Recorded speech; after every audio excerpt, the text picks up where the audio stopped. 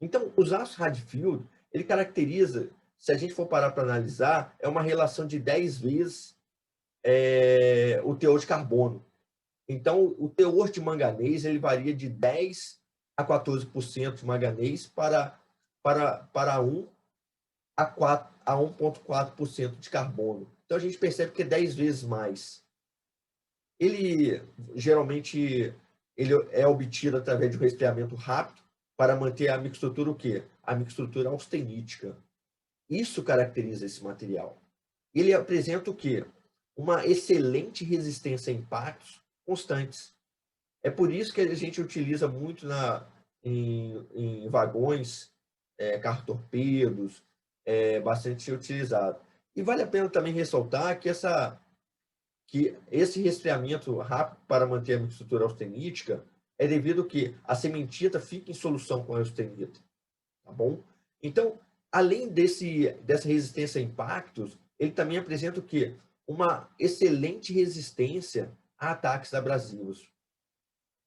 Então, o emprego dele é muito interessante. Esse aço, eu lembro na época da graduação, quando eu estava lá atrás, mais de 20 anos atrás, fazendo graduação, eu lembro de um professor, o professor Flávio, Soldage 2, e ele me deu um trabalho na disciplina, justamente era para fazer um estudo com relação à soldabilidade desse material. Isso me marcou bastante e eu pude também, ao longo da minha carreira, na empresa onde eu trabalhei, a ter situações onde eu precisei, junto com uma equipe, da gente criar procedimentos para soldados desse tipo de material. Não é complicado, mas requer um certo nível de conhecimento. Então, as peças fundidas, então você fundiu a peça, o que ocorre com esse material? Elas são levadas ao forno novamente e reaquecida a uma temperatura aí por volta de 1050 graus e depois é imersa rapidamente em quê? Em água fria, para que você possa o quê? Manter a mixtura austenítica. Nessa condição, após o resfriamento rápido, ele é um aço bem dúctil, macio. Para você ter uma ideia, você tem uma dureza aí de 100 Brillion. E como é que se dá esse aumento da dureza ou da resistência desse material? Isso é muito interessante. O aumento da dureza e da resistência se dá através do quê? Com um tratamento a frio. Então, quais são os tratamentos a frio que comumente a gente utiliza? Martelamento, estiramento, dobramento, moldagem, impactos. Então, isso faz com que essa camada onde está sofrendo esse tratamento frio, ele aumenta o quê? De dureza e de resistência.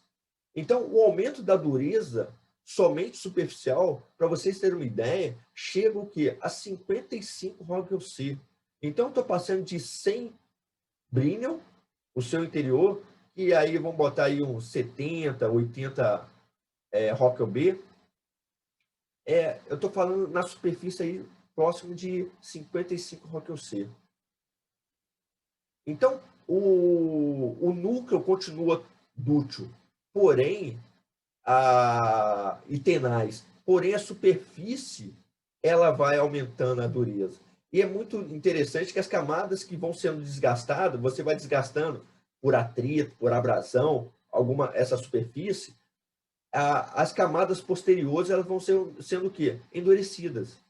Essa é uma característica muito interessante desse material.